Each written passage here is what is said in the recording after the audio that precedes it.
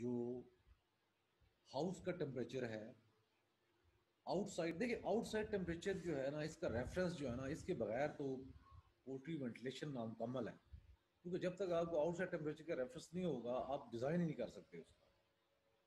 تو یہ بڑا امپورٹنٹ ہے کہ آؤٹ سائڈ ٹیمپریچر. سو جس وقت آپ کے ہاؤس کا سیٹ ٹیمپریچر سے آؤٹ سائڈ ٹیمپریچر لو ہوگا تو منیمم وینٹیلیشن ہوگی، ٹائمر بیس وینٹیلیشن ہوگی.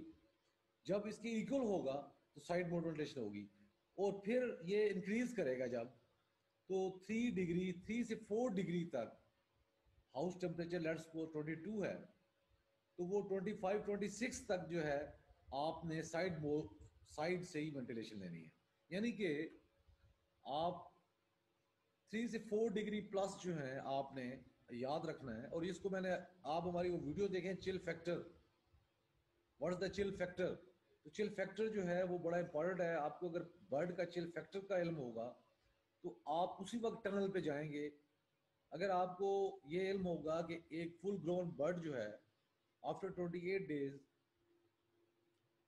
اس کا چل فیکٹر 3 ڈگری سینٹی گریڈ ہے، تو اٹ مینس کہ آپ نے جب سائڈ بورڈ کو ختم کرنا ہے، جب آپ نے جانا ہے، اگر آپ کے پاس کنٹرولر نہیں ہے تو آپ نے 3 ڈگری پلس پہ جانا ہے. 3 ڈگری اگر سیٹ ٹیمپریچر 22 ہے تو 25 جب آپ دیکھیں کہ 25 سے آپ کا انکریز ہوگا 25.5 پہ آپ نے انلیٹ کلوز کر لینی ہے مینول